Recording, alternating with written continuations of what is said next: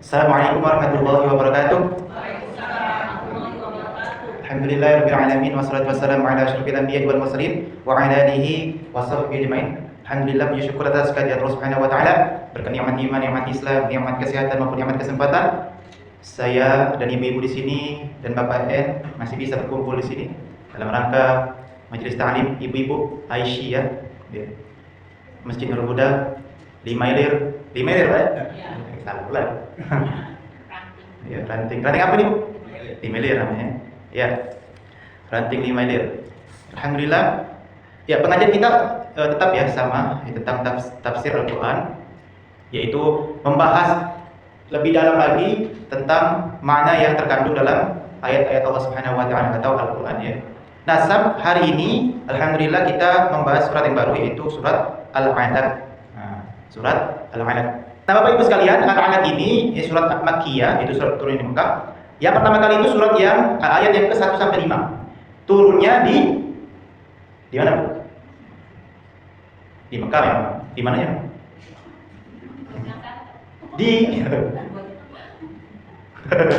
Di Gua Hira. Di Gua Hira Nabi Muhammad sallallahu alaihi wasallam ya.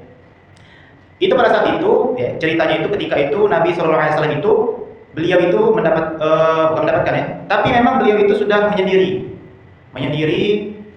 di Gua Hira. Kenapa? Karena pada saat itu orang-orang Quraisy itu terlalu banyak maksiatnya, sudah merajalela ya. Sudah merajalela, maka Nabi SAW itu menyendiri di situ bukan berarti dia bukan. Beliau itu masih memegang teguh agama peninggalannya Nabi Ibrahim. Jadi beribadah sesuai dengan agamanya peninggalan Nabi Ibrahim. Ya, karena Nabi terakhir di situ atau ajaran yang terakhir di situ ajaran Nabi Ibrahim. Makanya beliau itu masih memegang teguh ajaran Nabi Ibrahim. Beliau menyendiri di Gua Hira dan beliau tidak tahu bahwasanya nanti akan ada malaikat Jibril, tidak tahu. Nah, kemudian singkat cerita, turunlah perintah Allah melalui malaikat Jibril ya, turun kepada Nabi Muhammad SAW di Gua Hira, disuruh baca, diperintah oleh Jibril, bacalah. Apa kata Nabi SAW? Ma ana biqari, saya tidak bisa baca. Sampai 3 kali. Sebelum itu, disuruh lagi, dipeluk dengan erat. Iqra, bacalah. Dilepas ke Jibril. Ma ana biqari, saya tidak bisa baca. Dipeluk lagi, baca, Iqra. Dilepas lagi oleh Jibril. Ma ana biqari, saya tidak bisa baca. Saat itu Jibril itu bukan bentuk malaikat, tapi bentuk manusia. Jadi Nabi SAW itu melihat Jibril saat itu tidak dalam bentuk malaikat, tapi dalam bentuk manusia. Ya. Kalau bentuk aslinya dia seperti manusia, Jibril punya sayap, ya, yang seluas langit dan bumi, ya, yang menutupi langit dan bumi sayapnya. Nah, maka dari itu Jibril itu kemudian mengatakan Iqra bismi rabbikal ladzi khalaq 1 sampai 5. Nah, itu. Jadi Nabi kita ini, Bu, itu tidak bisa baca, tidak bisa nulis, cuma bisa ngomong. Makanya zaman sekarang itu ada orang yang ngomong bahasa Indonesia tapi tidak bisa baca, tidak bisa nulis bahasa Indonesia. Ya seperti itu Nabi kita. Nabi kita Muhammad SAW itu bisa ngomong bahasa Arab tapi tidak bisa nulis bahasa Arab, tidak bisa membaca bahasa Arab. Jadi disebut apa Nabi kita ini? Ummi. Ya, tidak bisa baca, tidak bisa nulis. Nah, itu Nabi kita ya. Kenapa? Hikmahnya adalah supaya kalau ada orang yang mengatakan Al-Quran ini buatan Nabi Muhammad, maka itu tidak benar. Kenapa? Nabi kita saya tidak bisa baca, tidak bisa nulis. Bagaimana Nabi kita buat Al-Quran? Nah, itulah hikmahnya. Jadi hikmahnya Nabi kita tidak bisa baca dan tidak bisa nulis adalah untuk membantah orang-orang Quraisy saat itu, terutama yang mengatakan Al-Quran itu buatannya Nabi Muhammad. Terbantah sudah. Ya gimana mau buat Al-Quran? Nabi kita tidak bisa baca, tidak bisa nulis, seperti itu. Nah, itu hikmah yang pertama. Nah, kemudian Allah Subhanahu wa taala itu berfirman ya, Iqra bismi rabbikal ladzi khalaq ya. Bacalah dengan nama Tuhanmu yang menciptakanmu. Jadi kita itu diciptakan oleh Allah Subhanahu wa taala itu dengan dari mana? Dari segumpal darah. Nah, bukannya kita diciptakan dari tanah. Kok tidak dari segumpal darah? Jawabannya adalah segumpal darah, air mani ataupun tanah, ya, dirinci jawabannya. Kalau dari tanah itu khusus untuk Adam. Kalau dari mani itu ketika berhubungan suami istri.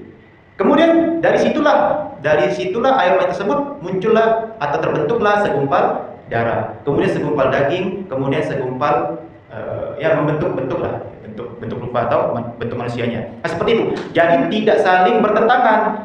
Kemudian Allah itu menciptakan kita. Intinya di sini secara umum ya, Allah itu menciptakan semuanya. Ya. Iqra bismi rabbikal ladzi khalaq. Bacalah dengan nama Tuhan yang menciptakanmu. Secara umum. Ya, secara umum. Penciptaan sini secara umum. Kemudian dirinci lagi oleh Allah. Khalaqal insana min 'alaq. Yang menciptakan manusia dari segumpal darah. Tadi sudah kita jelaskan ya. Iqra wa rabbukal akram. Kemudian Allah Subhanahu wa taala mengatakan lagi, bacalah dengan nama Tuhanmu yang mulia.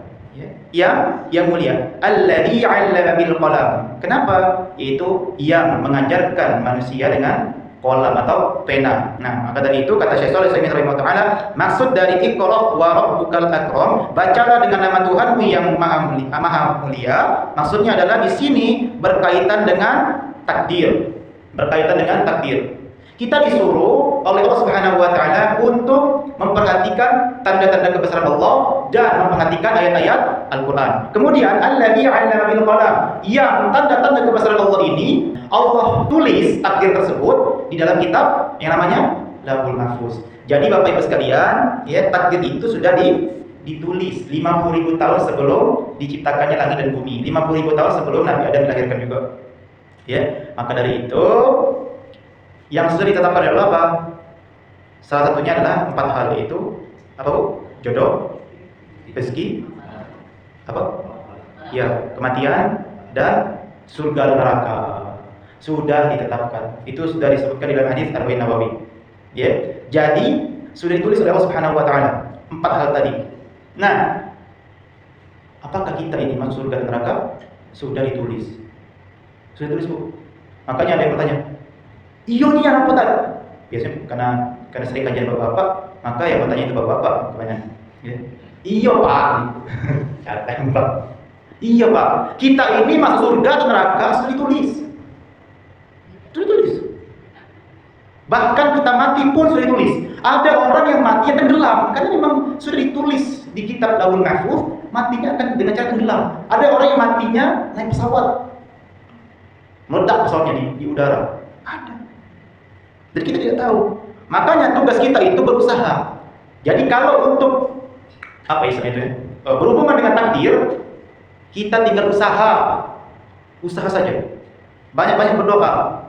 Seperti itu. Karena semua itu ditulis. Sama seperti jodoh, sama. Kalau seandainya kita itu menikah sama orang yang kita cintai atau menikah dengan si fulan, sama. Berarti dia jodoh kita. Tapi kalau seandainya kita cerai, artinya dia masih jodoh kita, cuma berapa tahun misalnya? 10 tahun, 5 tahun, iya, cuma 10 tahun jodohnya. Seperti itu.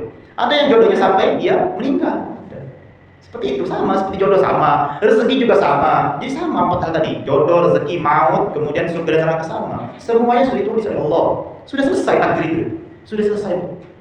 Ya. Corona pun sudah ada ditulis. Jadi semua kejadian yang ada di bumi, masa depan, kapan kiamat sudah ditulis di kitab Lauhul Mahfuz. Semuanya ditulis. Maka tugas kita hanya berusaha. Ya. 'Allamal insana ma lam ya'lam. Kemudian Allah itu mengajarkan kepada manusia apa yang tidak diketahui. Ya, mengajarkan apa yang diketahui oleh manusia, terutama Allah itu melalui Nabi Muhammad, ya. Kemudian dari Nabi Muhammad itu diajarkan kepada sahabatnya, kemudian sahabatnya ajarkan ke murid-muridnya terus sampai sekarang. Kan seperti itu. Ya. Tapi memang ada yang tidak boleh diketahui manusia, yaitu hal yang gaib, ya. Hal yang gaib tidak bisa diketahui. Misalnya seperti apa? Masa depan. Kita tidak tahu masa depan, ya. Kematian tidak tahu, bahkan rezeki pun tidak tahu berapa jumlahnya. Jodoh kita pun tidak tahu, sampai berapa lama kita bertahan dengan jodoh kita saat ini. Tidak tahu. Apakah kita cerai? Apakah mati? Besok mati misalnya. Kita selesai jodoh kita. Apa nanti nikah lagi? Nah, timbul pertanyaan, apakah kita dengan suami kita itu akan bersama di akhirat? Jawabannya apa? Jawabannya akan bersama dengan suami kita di akhirat, tapi dengan catatan suami yang terakhir. Misal ibu janda, nikah lagi, berarti ibu akan bersama suami ibu yang terakhir, bukan yang pertama. Jadi sama suami yang kedua. Seperti itu. Tapi memang ada dua pilihan, bersama-sama di surga atau sama-sama di neraka. Macam itu kan? Iya macam itu. Nah, timbul pertanyaan lagi sekarang. Apakah kan biasanya ibu-ibu cemburu ya? Kalau seandainya suaminya di surga mendapatkan bidadari, tapi di surga tidak ada yang cemburu, ya, tidak ada yang cemburu. Di surga tidak ada sesuatu yang di neraka ada. Jadi nanti kalau suami ibu dapat bidadari, ya tidak akan cemburu. Tidak ada cemburu. Ya. Tapi memang kalau seandainya ibu itu menjadi seorang istri yang bertakwa, memang yang solehah, itu akan lebih derajatnya lebih tinggi daripada bidadari. Nanti kan umurnya nggak tua kok. Kita umurnya tidak muda tidak tua, jadi pertengahan. Sama semua, laki-laki perempuan sama. Yang mati saat bayi pun usianya sama nanti. Sama nanti. Apakah ibu-ibu mendapatkan bidadari? Ada bidadari ada. Tapi kenapa yang disebutkan hanya bidadari di Al-Quran? Kenapa yang disebutkan hanya bidadari di Al-Quran? Maka ini pendapatnya Syekh Shalih Utsaimin, salah satu ulama Saudi Arabia, mengatakan bahwasanya karena biasanya laki-laki itu, ya, kalau sama perempuan itu lebih termotivasi dalam satu hal. Misalnya untuk menjauhi zina, misalnya dia akan mendapatkan bidadari di surga, misalnya. Itu lebih termotivasi kalau untuk laki-laki. Beda dengan perempuan. Perempuan itu bukan yang dipikir itu bukan gantengnya, bukan. Beda dengan laki-laki. Kalau laki-laki itu yang dipikir itu cantiknya dulu. Makanya supaya untuk menghindari perzinahan, ya laki-laki itu disuruh menundukkan pandangan, ya seperti itu. Dimotivasi agar mendapatkan bidadari di surga. Nah seperti itu, memang seperti itu. Memang sudah kontraknya laki-laki itu pasti melihat cantiknya dulu. Nah seperti itu ya, santai dulu. Ya. Nah Allah Subhanahu Wa Taala mengatakan lagi, kalla innal insana yatagha, la yatagha. Ya. Sekali-kali tidak bahwasanya manusia itu melampaui batas. Kullu insanin min bani Adam idza ra'a nafsahu istaghna fa innahu yatagha min at-tughyani wa huwa mujawazatul had. Ya, jadi setiap manusia itu pasti melampaui batas kalau dia itu apa? Dia itu merasa kaya atau merasa sudah cukup. Itulah yang disebut yatagha. Jadi kalau seandainya manusia itu ya melihat sesuatu rahmat atau kasih sayang dari Allah, misalnya apa? Kekayaan. Misalnya apa lagi? Kesehatan atau kepandaian atau kekuasaan, ya. Dia itu merasa cukup atau dia itu merasa sudah hebat. Macam itu. Ya. Kok bisa? Misal contoh misalnya. Dia itu sudah beramal soleh. Nah, dia itu sudah merasa cukup amal solehnya. Akibatnya apa? Akibatnya kalau dia sudah merasa cukup dengan amal solehnya, dia malas-malasan dalam beribadah. Atau dia itu merasa diri dia kaya. Merasa diri dia kaya, jadi timbullah rasa ujub, bangga diri. Jadi kalau kita tuh sudah merasa sudah bagus sebenarnya. Merasa kaya, merasa hebat, merasa pintar, merasa apa lagi? Merasa apa? Merasa cantik. Merasa diri cantik dia di sini. Padahal yang ngomong itu harus disurvei dulu ya. Ngisi kuesioner. Bunga desa. Kalau di sini bunga limelir. Kembang desa ya. Nah, jadi kalau merasa tidak boleh. Kalau kita merasa cukup dalam ibadah, akan timbul malas ibadah. Kalau kita itu merasa hebat dalam kekuasaan, sombong nanti dalam kekuasaan. Dia akan sewenang-wenang dengan kekuasaan dia. Ya. Kalau dia merasa pintar, dia tidak mau menerima nasihat orang lain. Kalau dia merasa kaya, ya, dia merasa kaya, dia ya apa aja. Dia bisa sombong bisa. Dia bisa pelit bisa, dia bisa apa lagi? Ya, dia bisa ngatur-ngatur bisa. Kalau dia sudah merasa kaya, nah itu kalau sudah merasa seperti itu tidak bagus. Dan ayat ini khusus turun untuk Abu Jahal.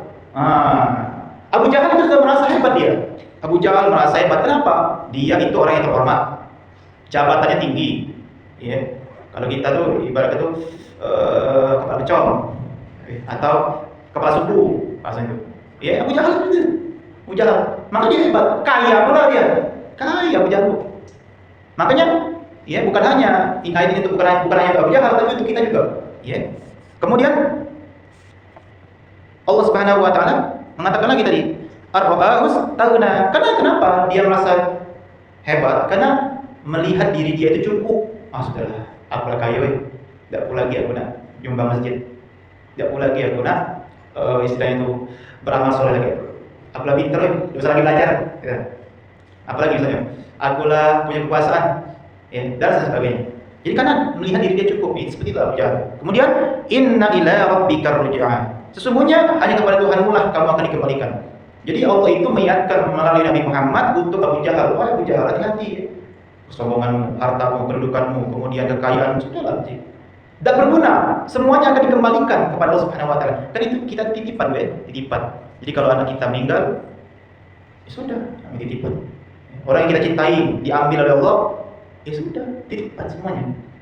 Jadi kalau kita ingin mengukur kecintaan kita sama dunia, kita bisa ukur ketika kehilangan harta kita atau kehilangan apa yang kita miliki. Nah, dan kita harus pahami semuanya itu milik Allah. Mata kita, semua yang ada dalam tubuh kita milik Allah juga. Makanya kalau Allah ambil, Allah cabut nikmat mata, nikmat hidung, itu terserah Allah. Ya, nikmat usia juga termasuk. Makanya sebelum kita itu diambil nikmat itu, kita manfaatkan sebaik-baiknya gitu. Jadi sebelum nikmat itu diambil, kita manfaatkan sebaik-baiknya. Seperti itu. Anak kita ya, anak kita nanti dari kecil sampai dewasa. Ya. Itu nikmat. Nanti yang nikmat itu akan rasakan adalah ketika kita sudah tua, anak kita sudah dewasa. Seperti itu. Lagi zaman sekarang ya, anak zaman sekarang itu, iya dapat akhlak lagi lah ya. Udah SD lagi bentak-bentak gurunya, ya. Dulu zaman anak SD ya, kami tidak pernah bentak gurunya, paling cuma gibahi gurunya ya. Gibahi gurunya ya paling. Ini ibu yang jahatnya tadi, ibu ini ngasih tugas terus, nyatet baik kawinnya. Itu, ya. Paling kami gibahi gurunya ya, zaman kami SD. Ya. Zaman sekarang, dibentak, ya, bentak. Sudah pergeseran ya, pergeseran moral atau pergeseran akhlak. Jadi kita sebagai orang tua harus bertanggung jawab sama anak kita ya, jangan sampai seperti Abu Jahal, ya. Yang dia itu merasa hebat seperti itu. Kemudian Allah Subhanahu Wa Taala melanjutkan lagi. Ara'aital ladzi yanha 'abdan idza shalla. Bagaimana pendapatmu? Ya, kata Allah Subhanahu Wa Taala. Bagaimana pendapatmu? Orang yang melarang seorang hamba ketika melarangnya itu ketika sholat. Di sini maksudnya itu Abu Jahal ingin menghalangi Nabi Muhammad untuk sholat di depan Ka'bah. Dihalangi oleh Abu Jahal. Makanya di sini diceritakan bahwasanya Abu Jahal itu apa? Menghalangi Nabi Muhammad itu untuk sholat. Pokoknya kalau misalnya ada Nabi Muhammad minta sholat, kemana dia? Nah, dia itu ngejek ini. Sudah belum Muhammad itu nempel ke jidatnya itu di tanah? Baiklah. Sudahkah Muhammad atau dia itu nempel ke jidatnya di tanah? Jadi sujud itu, ya kan sujud kan nempel ke jidat di tanah ya.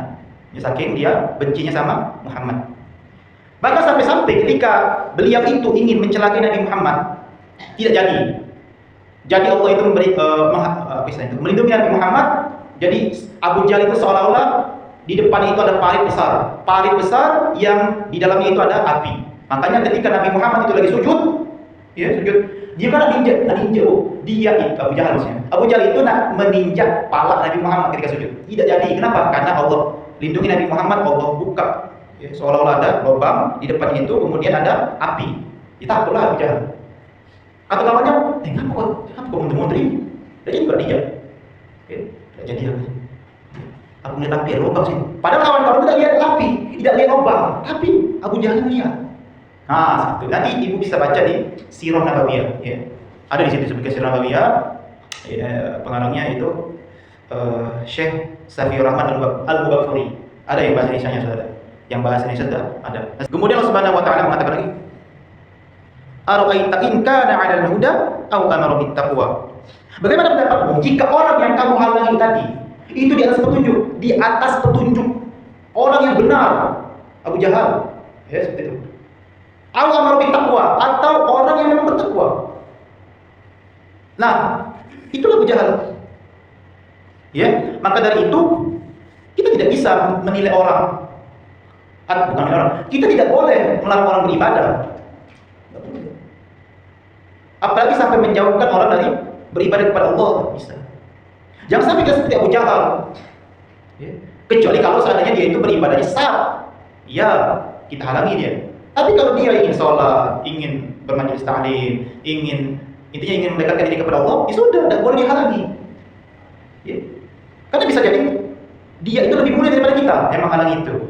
Kan seperti Abu Jahal sama Nabi Muhammad. Ya, Allah itu mengabarkan seolah-olah teguran untuk Abu Jahal. Kamu Abu Jahal melarang-larang, kamu tentu lebih hebat daripada dia. Seperti itu. Ya, awan arabit takwa. Ara'aita in kadzdzaba wa tawalla. Bagaimana pendapatmu jika yang melarang itu justru yang berdusta atau yang berpaling? Kadzdzaba itu berdusta, wa tawalla itu berpaling. Alam ya'lam bi anna Allah yara. Allah mengatakan lagi, tidakkah kamu mengetahui bahwasanya Allah itu melihat Abu Jahal? Kalla la illam yantahi lanasfa'an bin nasiyah. Sekali-kali tidak, ya. La illam yantahi, jika engkau tidak berhenti wahai Abu Jahal, lanasfa'an bin nasiyah, kami akan tarik ubun-ubunmu. Ya, di mana akan tarik ubun-ubunmu? Nanti di neraka. Tapi saat itu sudah ditunjukkan salah satu azabnya, itu apa? Kalau seandainya Abu Jahal tadi ingin menginjak Muhammad, maju selangkah saja, dia akan binasa. Tapi Abu Jahal tidak jadi maju, karena tadi ada lubang besar isinya api. Ya, seperti itu. Jadi luar biasa, ya. Tapi nanti di akhirat memang Abu Jahal itu akan ditarik oleh Allah ubun-ubunnya. Nah, tapi memang ketika Abu Jahal itu meninggal, itu mati dalam keadaan mengenaskan. Saat apa Abu Jahal meninggal, Bu? Saat apa? Saat perang Badar. Saat perang Badar. Siap. Kemudian Allah Subhanahu wa taala melanjutkan lagi, nasiyatin kadhibatin khati'ah. Falyad'u nadiyah, ya. Panggillah golongan kelompok kamu dipanggil. Falyad'u nadiyah. Sanad'u zabaniyah, maka kami akan memanggil zabaniyah. Nah, di sini Allah itu menantang Abu Jahal. Kalau seandainya dia memang hebat, nanti di akhirat panggil kelompok kamu, ya. Panggil yang kamu anggap itu kaya, panggil yang kamu anggap itu hebat, yang paling kuat tentara di antara kalian itu panggil. Kami cukup memanggil Zabaniyah saja. Mati sikap malaikat melawan Abu Jahal dan pengikutnya, ya. Gitu. Itu di akhirat, Zabaniyah. Di Zabaniyah itu adalah salah satu nama malaikat, ya. Jadi nama malaikat itu banyak, ya. Bukan hanya 10, ya. Yang kita pelajari 10, ya. Dan yang terakhir Allah Subhanahu wa taala mengatakan, kalla la tuti' huwa sujud waqtarib. Jangan kamu ikuti mereka, ya. Sujudlah dan mendekatlah. Nah, di sini ada ayat sajadah. Maka ketika kita mendengar ayat ini atau membaca ayat ini, sujud tilawah. Hukum sujud tilawah itu hukumnya sunnah muakkad, kecuali pendapatnya Abu Hanifah yang mengatakan wajib. Karena apa? Karena beliau menafsirkan bahwasanya ayat itu perintah, ya. Kalau sudah perintah artinya hukumnya wajib. Nah, makanya Abu Hanifah mengatakan sebenarnya hukumnya itu wajib kalau seandainya kita mendengar ayat sajadah. Makanya kata Allah Subhanahu wa taala, janganlah kamu itu mengikuti Abu Jahal atau komplotan-komplotannya atau gengnya, bersujudlah dan mendekatlah kepada Allah Subhanahu wa taala. Kata Syekh Utsaimin di situ, jangan kamu mengikuti Abu Jahal yang melarang kamu itu sholat, ya, tapi sujudlah. Sujud saja, tetap sujud. Nah, itu pelajaran untuk kita itu apa? Jangan ikuti sesuatu yang salah. Itu pelajaran untuk kita, ya. Tapi memang kadang teman mempengaruhi kita, ya. Dan itu sangat mempengaruhi teman itu, ya. Misalnya kita itu ingin sholat, misalnya kata teman kita, jangan dulu lah, kaki dulu lah, masih lama seperti itu. Atau misalnya kita ingin berubah, misalnya nantilah berubah, kita senang-senang dulu, happy dulu, seperti itu, ya. Kita nikmati masa muda, hidup cuma sekali, habis itu mati, belum sampai tempat. Nah, itu jangan seperti Abu Jahal, ya, seperti itu. Sama, saya yakin orang-orang yang di atas itu, ya, atau orang-orang yang pejabat-pejabat itu, sebenarnya mereka itu ada yang tidak mau korupsi, ya. Tapi karena para gengnya itu korupsi semua, ya, dia mau tidak mau, ya, ikut terlibat, ya. Itulah lingkaran setan, ya. Nah, itulah pelajaran kita tentang surat Al-Alaq, ya. Ada pertanyaan sampai sini? Silakan.